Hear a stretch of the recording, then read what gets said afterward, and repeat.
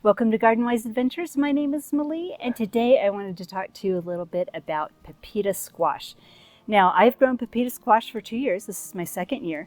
The first year I grew Naked Bear Squash, and that one was okay. They were tiny squash. They were half or maybe even a quarter of the size of these. I got maybe 12 fruit, and I didn't get a ton of seeds out of them. So I looked around and found out there's one called Lady Godiva and decided I wanted to grow that variety and see if we got more seeds out of it.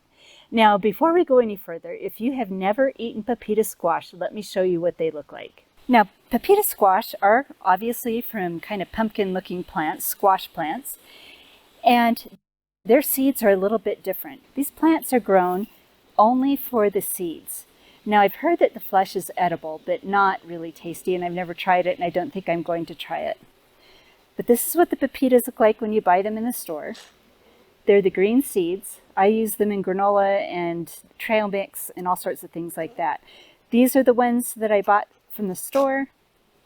These are ones that I harvested just a little while ago just to see how many I would get and what they tasted like. And I've already eaten about half. They are really, really good. Now, some of the seeds that I harvested out of here were almost germinated. If you look at this one right here, let's see if I can get it to focus. You can see that it's open a little bit. It had a little bit of a plant coming out of it. So it had germinated inside the pumpkin. Now, a lot of the pepitas that I buy say they are pre-germinated, and what I'm thinking is they were probably just semi-mature fruits that had already started germinating inside the pumpkin. But these are really tasty. Let's open up a couple of them and show you what they look like inside the pumpkin. Now, I think I'm going to open up one of the ripest ones and see what that looks like, and then we're going to open up the one that did not ripen. 3 of these, let me show you the 3 of them. 3 of these did not ripen on the plant. There was this one, and this one. And these have all been sitting on my kitchen table for probably 3 to 4 weeks right now. And the largest one and this one are starting to ripen. But this one is ripening so slowly. I just want to see what the immature seeds look like and what they taste like. Now, you open these the same way you would any pumpkin or any squash. You need a really sharp knife, and you need to be really careful.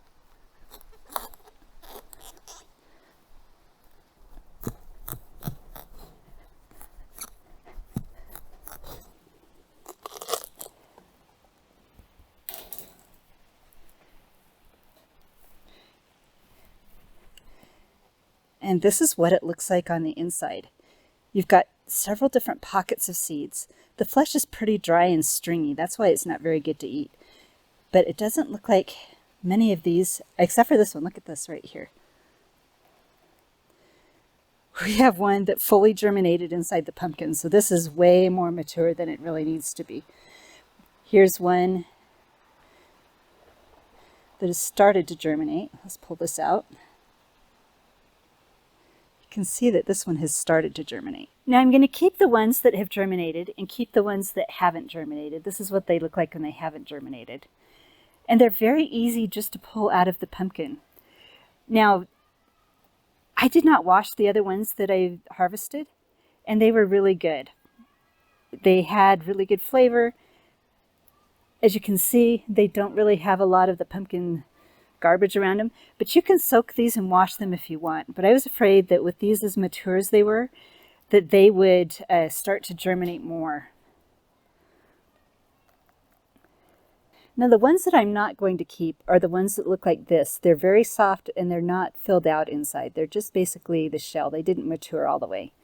So this is what I got out of that half a pumpkin. I'm going to clean these up a little bit. What I'm going to do, actually I'm going to take this one out because it's almost fully germinated. But I'm going to put these on a paper plate and stick them in my grow room under my grow lights where there's a fan. It took the other seeds that I harvested already. It took them about 2 days before they were completely dry.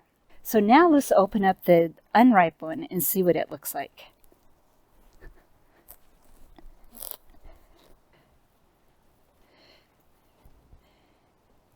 Do you know what? It looks like the seeds have actually matured. They look really good. Taste it. They taste really good, so I'm going to be able to use these also. So if you decide to grow pepitas and your squash doesn't have time to ripen at the end of the season, the seeds are usable. So I'm really excited about this. I think from now on I'm going to be growing the Lady Godiva pepita. I use a lot of squash seeds. This is probably not going to be enough for me to have for a year. I grew, I think there was 4 plants in a raised bed, and this is what they produced, minus the one that I already took the seeds out of. So that was 6 pumpkins off of 4 plants, which isn't very highly productive. But I am wondering if maybe next year, if I add a little bit more fertilizer, if I can get more production out of it. And they weren't really bothered by squash bugs either. Now, I don't know if that's that I got lucky last year or if they just are resistant to them. So now I'm going to finish getting the rest of these seeds out of these pumpkins and get them dried in my grow room. Now, last thing I'd like to cover is I don't like to put seeds like this in dehydrators, because I don't want to cook them. I want to have them dry as naturally as possible, and my grow room is the perfect place. Like I said before, it's really warm, it has grow lights, and it has a fan. So they do dry very quickly in there. Now, I would love to hear if you've grown pepita squash and if you have a favorite variety and what your success rate has been. So hopefully this video has been helpful to you. If it has been helpful, I hope you like, subscribe, share it with your friends, and go have a wonderful day.